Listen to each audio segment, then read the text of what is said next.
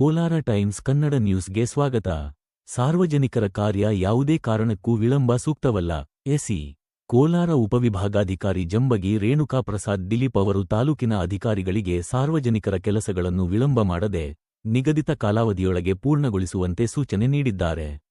ಬಂಗಾರಪೇಟೆ ಪಟ್ಟಣದ ತಾಲೂಕು ಕಚೇರಿಗೆ ಮೊದಲ ಬಾರಿ ಭೇಟಿ ನೀಡಿದ ಅವರು, ಸಾರ್ವಜನಿಕರು ತಮ್ಮ ಸಮಸ್ಯೆಗಳೊಂದಿಗೆ ಗ್ರಾಮಗಳಿಂದ ಬರುತ್ತಾರೆ. ಅಂತಹ ಸಮಯದಲ್ಲಿ ಅವರನ್ನು ಅನಗತ್ಯವಾಗಿ ಕಚೇರಿಗೆ ಅಲೆದಾಡಿಸದೆ ಕೆಲಸಗಳನ್ನು ತ್ವರಿತವಾಗಿ ನಿರ್ವಹಿಸುವಂತೆ ಅಧಿಕಾರಿಗಳಿಗೆ ತಿಳಿಸಿದ್ದಾರೆ. ಆಡಳಿತ ಯಂತ್ರಕ್ಕೆ ವೇಗ ನೀಡಲು ಈ ಕ್ರಮ ಸಹಾಯಕವಾಗಲಿದೆ ಎಂದು ತಿಳಿಸಿದರು.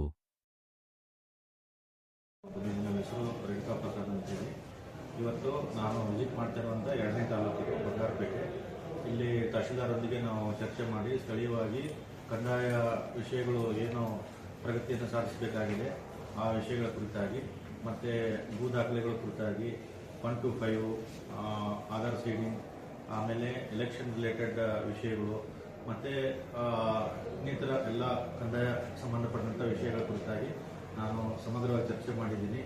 ಮತ್ತು ತಾಲೂಕಿಗೆ ಸಂಬಂಧಪಟ್ಟಂಥ ಎಲ್ಲ ವಿಷಯಗಳ ಕುರಿತು ಸಮಗ್ರವಾಗಿ ಒಂದು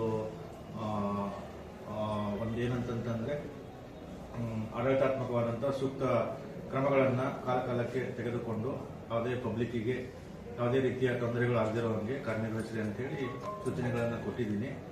ಮತ್ತು ಈ ತಾಲೂಕಲ್ಲಿ ಏನಾದರೂ ಸಮಸ್ಯೆಗಳಿದ್ದರೆ ಅದನ್ನು ತ್ವರಿತವಾಗಿ ನನ್ನ ಗಮನಕ್ಕೆ ತಗೊಂಡ್ಬರ್ಬೇಕು ಅಂತೇಳಿ ಹೇಳಿದ್ದೀನಿ.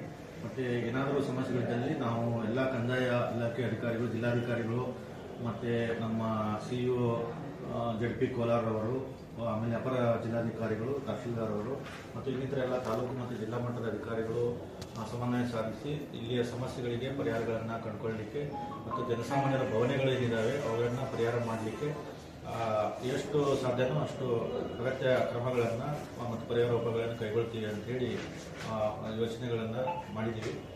ಮತ್ತು ಇನ್ನಿತರ ಏನೇ ಇಲ್ಲಿ ಲೋಕಾಯುಕ್ತರ ಒಂದು ಭೇಟಿ ಕೂಡ ಇದೆ 8ನೇ ತಾರೀಕಿಗೆ. ಆ ಕುರಿತಾಗಿ ಪೂರ್ವಭಾವಿಯಾಗಿ ಏನೇನು ಸಿದ್ಧತೆಗಳನ್ನು ಮಾಡ್ಕೊಂಡಿದ್ದಾರೆ ಅನ್ನುವಂಥ ವಿಷಯಗಳನ್ನು ಕೂಡ ಚರ್ಚೆ ಮಾಡಿದ್ದೀನಿ. ಮತ್ತೇನಾದರೂ ಸಮಸ್ಯೆಗಳಿದ್ದಲ್ಲಿ ನಮ್ಮ ಮಟ್ಟದಲ್ಲಿ ಪರಿಹಾರ ಆಗಬೇಕಾದಂಥ ಸಮಸ್ಯೆಗಳಿದ್ದಲ್ಲಿ ನಮ್ಮ ಗಮನಕ್ಕೆ ತಗೊಂಡ್ಬಂದರೆ ಅವುಗಳನ್ನು ನಾವು ಪರ್ಯಾಲೋಚನೆ ಮಾಡಿ ಸಮಾಲೋಚನೆ ಮಾಡಿ ಪರಿಹಾರ ಮಾಡಲಿಕ್ಕೆ ಕ್ರಮಗಳನ್ನು ಕೈಗೊಳ್ತೀವಿ.